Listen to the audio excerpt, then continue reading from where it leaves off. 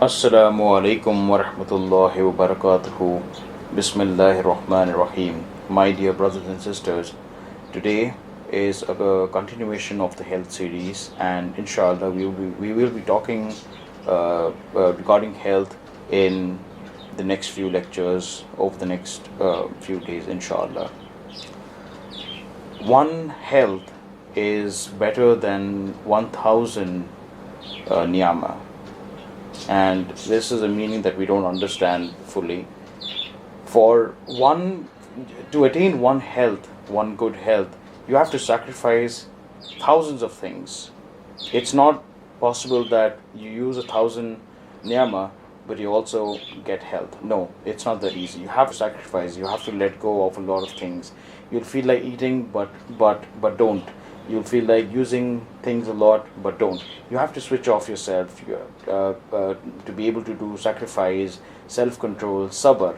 And this is one of the biggest themes of Darul Qulub and the Wahab, and the secret of the heart, wherein we have the point number 3 that talks about self-control, sacrifice, patience, and hard work.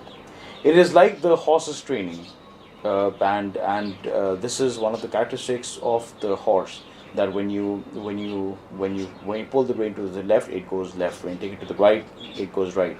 Even if you do a little bit, they can catch this quickly. When you pull the rein, it suddenly stops. When you use the hunter, it runs immediately.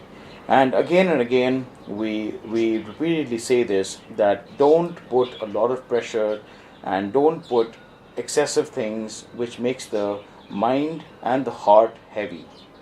Don't do anything which will cause a lot of stress to the heart and the mind, because this is what becomes the way for a lot of diseases, and stress is a big problem. In order to manage stress, a lifetime goes in doing so. One of the root causes of diseases is blood pressure, which is again related to stress. Now, Shaitan will give you big hopes and will make you have big dreams about the dunya. It will make you have such high hopes that that you'll do this and you'll do that, such big promises. And in order to achieve all of that, you end up ruining your health. And the biggest niyama of it all is health. And for health, you have to keep the condition of your stomach in a good state, and your medical parameters. If your stomach is in a good state, inshallah, Allah subhanahu wa ta'ala will give you health. And when we present ourselves before Allah subhanahu wa ta'ala, we must consider ourselves to be weak and to be feeble and fragile, and we must tell Allah subhanahu wa ta'ala that, oh Allah, we are weak unless you give us the strength to be able to do this. Do not cross the strength that you have, and you must always act according to it. And whatever you do on a day-to-day basis, this is what will become your habit. If you do something for a few days, inshallah, it becomes a habit. Now, this goes for good things as well as bad things. If you end up having tobacco for several days, you will develop a habit for it.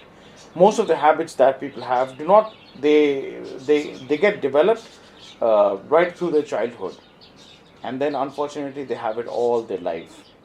So please don't ruin your state by your own hands. So if you repeatedly do a habit, it will become one. It could be a cigarette, it could be tobacco, and so on. And sometimes the habits that you develop in childhood, like we said, it takes a lifetime to be able to come out of it.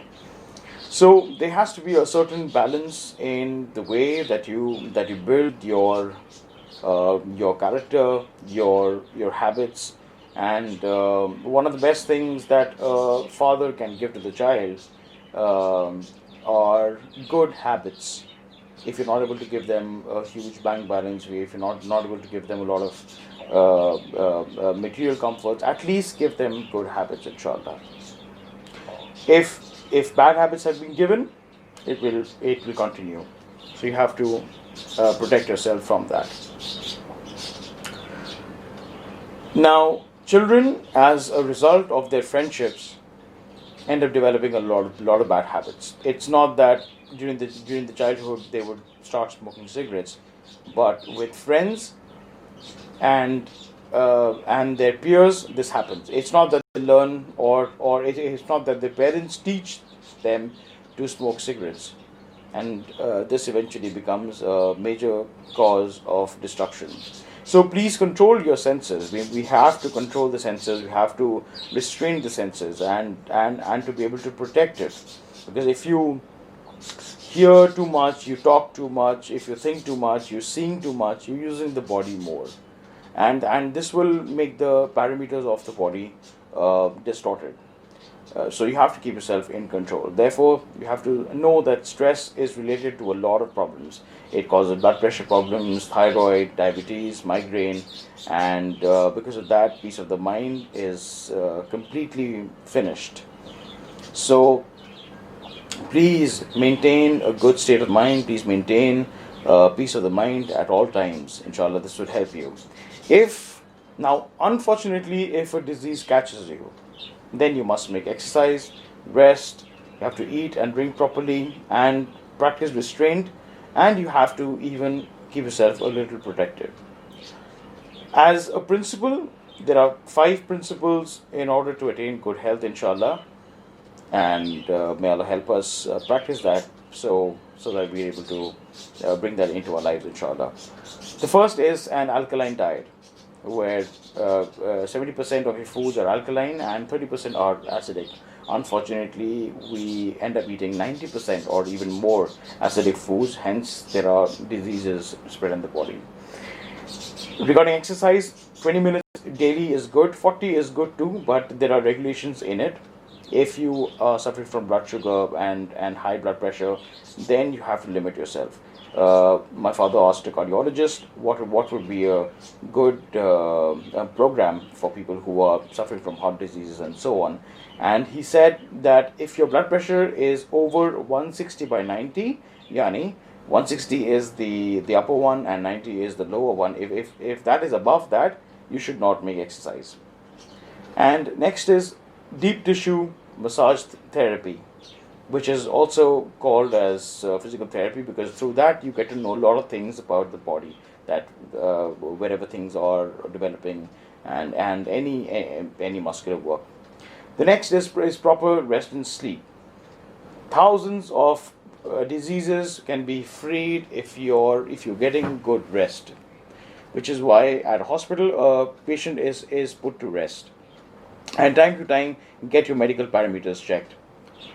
Unless hungry, don't eat. And whenever there is a little hunger left in your body, you must get up.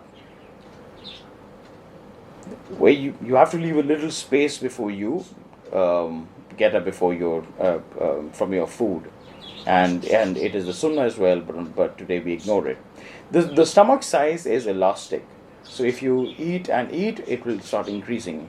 So the lesser, and when you eat lesser and lesser, the size of it starts to decrease. You must chew properly your food. Unless the first lokma or the first bite is not over, please don't. We should not take the next bite in. You have to chew properly and slowly. And also remember that don't drink water with your food, because the digestive enzymes, they get spoiled. And even in Deen it is said that don't just start gulping a lot of water after your food, because the food will not digest well. So you can, inshallah, you can drink water later. Some people are a little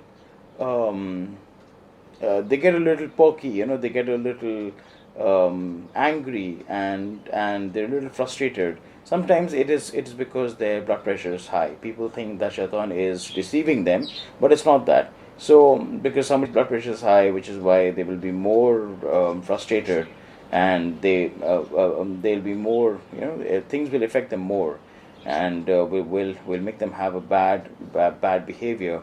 So you have to think, that also for some people, because of the medicines, and especially the diabetics around the world, due to the medicines that they take, they have to go to the washroom more often for urination, and this spoils their sleep. And yeah, this makes them, when that happens, then the whole day they are drowsy. And those with blood sugar should remember that they should not consume more than 1600 calories per day, and you have to avoid carbohydrates to the maximum. So things like wheat and bread and rice, you have to limit it. You can take a few bites, inshallah, and this will help you control your blood sugar. And if the mind is not free, and if the mind is filled with stress, then the sugar from the stress will be 100 points more than how it normally is. So you have to remember this, that it will be 100 points more than it normally is when there is mind related stress, and the effects on your blood sugar.